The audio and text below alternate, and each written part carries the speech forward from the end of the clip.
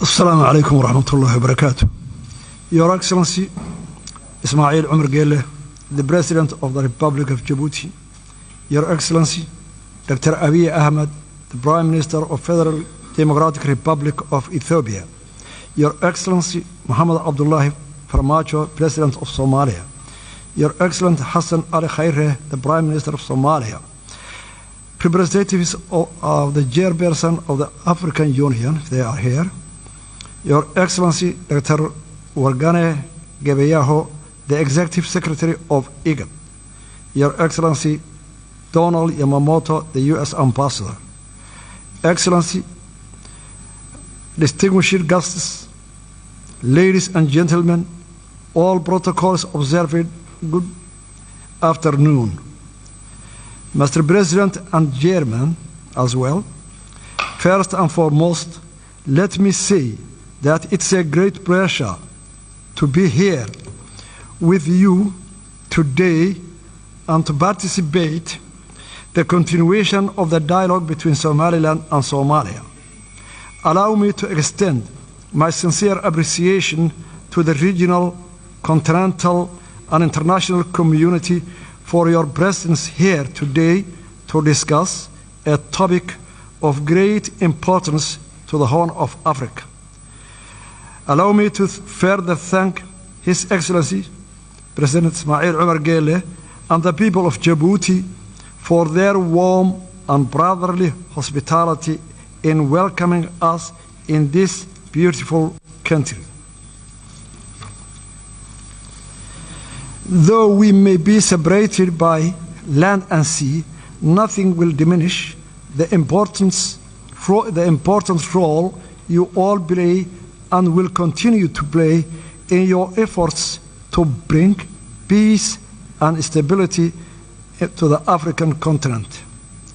The region is suffering from a combination of unprecedented challenges, which range from the COVID-19 to environmental and socio-economic issues.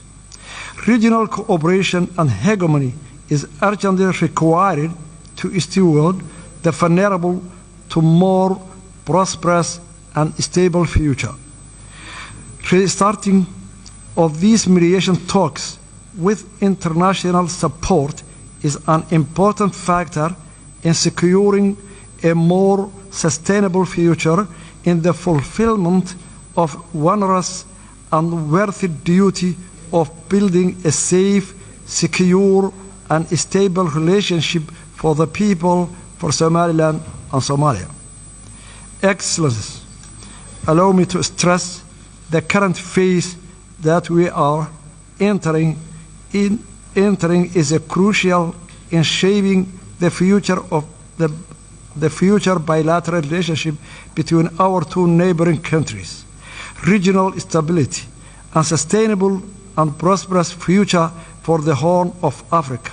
However daunting or important such a task is, I remain confident and optimistic that through our and your attention, commitment, hard work, and dedication, we will be able to contribute to the peace and security landscape across the continent of Africa.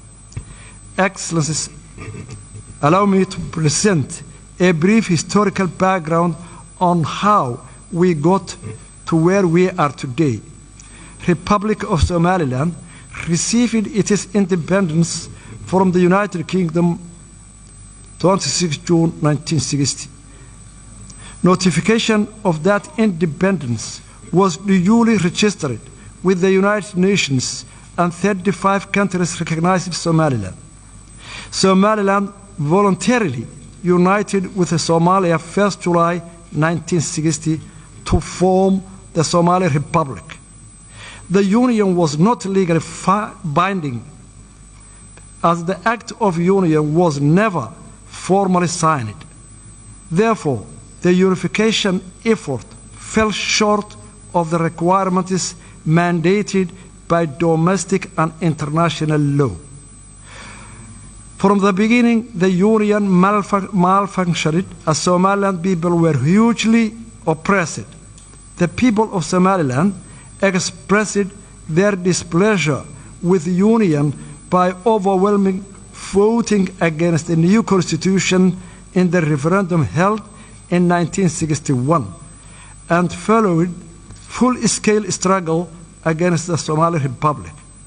The result in the collapse of Somali Republic in 1991 and the restoration of the independence of the Republic of Somaliland 18 May 1991. Since restoring our independence, Somaliland, with its scarce resources and with limited international support, has embarked on a steady, incremental, and progressive agenda of conflict resolution, peace building, and state building, and established good governance and functioning government institutions. We conducted a constitutional referendum in which 97% of Somalilanders voted to support the constitution and the independence. Somaliland, during that period, has made rounds of multi-party free and fair elections, including 3 rounds of presidential elections, 2 rounds of local council elections, and a parliamentary election.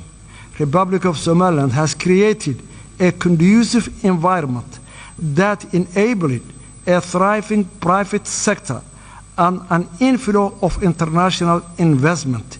Somaliland has played an important role in the peace and security of the region and has been a reliable partner in the fight against terrorism, piracy, human trafficking, money laundering, and other forms of organized crimes. Unfortunately, instead of appreciating all those efforts and contributions made by the Somaliland people for the last 30 years, Somalia was in a constant war against the development of Somaliland, economically, security, investment, and this deepened the mistrust and animosity between the two countries.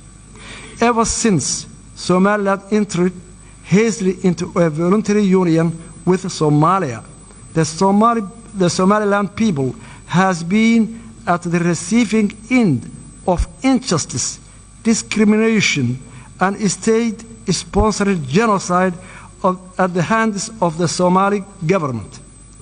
Evidence of the widespread war crimes committed against the people of Somaliland has been fully documented by the United Nations Special Rapporteur for Human Rights and forensic team from Physicians for Human Rights and Somaliland War Crime Commission. The acts of genocide perpetrated by the Siad Barre regime and are memorialized in more than 200 mass graves in our country. The mass graves, which are still being unearthed, will forever testify to the crimes against humanity committed by the government of Somalia against the people of Somaliland. Therefore, in approaching this present situation in Somaliland and Somalia, it's necessary to have a proper regard to the past and learn lessons from it. The legacy of the oppression against the people of Somaliland cannot be easily swept away. Rather, they must be acknowledged and taken into account when considering Somaliland people's rights to self-determination and independence. The case for Somaliland independence is not unique. This fact is also acknowledged by the African Union mission to Somaliland in 2005. That concluded the situation was sufficiently unique and self-justified in African political history, that the case should not be linked to the notion of Pandora's box. It recommended that the African Union should find a special method of dealing with this outstanding case at the earliest possible date. Furthermore, the 2005 African Union Fact Mission to Somaliland reported that the plethora of problems confronting Somaliland are in part the legacy of political union with Somalia that malfunctioned and brought the destruction and ruin, thereby overburdening the population of Somaliland. Somaliland's claim to independence depends on part its circumstances, including the brief but legal period of independence in 1960. It claims to recognize international borders relating to that period, as can be summarized from the Somaliland's case, unique and demands unique solution. It does not create precedent for other unresolved conflicts in Africa or elsewhere. Somaliland's legal case for independence is the conformity with the international law. Somaliland satisfies the statehood criteria as set out in Montevideo Convention of 1933.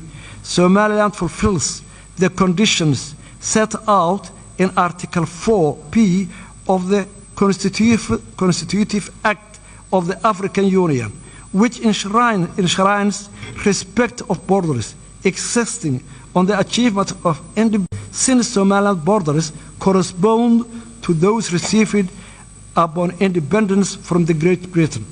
Somaliland is fully aware that the African context, the exercise of the right to self-determination is linked to the principle of respect for respecting boundaries. Somaliland's case for independence involves restoring borders of it possessed both as a colonial entity as an independent state. Between 1991 and 2000, the Organization of African Union considered to the break-up of two other unions. In 1989, Senegal opted to terminate its 7-year merger with Gambia as Senegambia Federation, and 1993, Eritrea formally seceded from Ethiopia. Furthermore, in supporting the Comprehensive Peace Agreement signed in 2005 and subsequently independence of South Sudan and its admission to the African Union, the African Union has accepted the break-up of Southern Sudan. The International Court of Justice, in its legal opinion on Kosovo, declared in 10-4 vote that the declaration of independence of Kosovo of the 17th February 2008 did not violate general international law, because the international law provides no prohibition on declaration of independence. Furthermore, the Arbitration Commission of Peace Conference to Yugoslavia produced a series of opinions on the validity of new states' claim to independence and conditions for recognition. The Commission determined, inter alia, the break-up of Yugoslavia was a case of dissolution rather than cession. Somaliland's pursuit of independence is not a case of cession, but rather dissolution of voluntary union between independent states. A number of African Union member states are also the product of failed union. Mali, Senegal, Gambia, and Egypt have all withdrawn from unions with their borders intact. The African Union has also accepted the independence of territories never previously enjoyed full sovereignty. Following the failure of the unity government, Republic of Somaliland exercised its inherent right to self-determination, which are consistent with the preamble of the United Nations 1948 Universal Declaration of Human Rights. Somaliland has long argued that Somali Republic was two united countries. the failure of the unity government provided adequate ground to the restoration of our independence. We believe in that the key to sustainable and peaceful future lies in the honest and sincere dialogue between Somaliland and Somalia under the auspices of neutral and impartial international mediation mechanism and a guarantor. Somaliland remains committed to peaceful coexistence with Somalia. However, Somaliland insists in that the dialogue should be a two-state process with a substantive agenda that addresses the core issues of the dispute. Today, how can we proceed to this dialogue if the previously signed agreements in London, Istanbul, Accra, and Djibouti were not implemented yet? We cordially propose that a serious mediation mechanism and a guarantor should be in place for this new round dialogue. We thank Somalia for their sincere apology to the horror of yesteryear committed in Somaliland. The current generation of Somalia was, of course, not responsible for what the previous generations did, but it is acknowledgement of the wrongdoings of previous generation is significant and heartfelt appreciated by all Somalilanders. But with acknowledgement also comes responsibility. Responsibility for the damage that horror caused. Words are not enough. Again, words are not enough. The horror of the past requires more than words. It requires actions. The act of recognizing and supporting the independence of Somaliland would go a long way to heal the wounds of the past and enable our states to embrace each other in our independent but closely interwoven futures. I am confident that we can build a bright future together as a brotherly, neighboring nations and for our own people and our region. Thank you very much.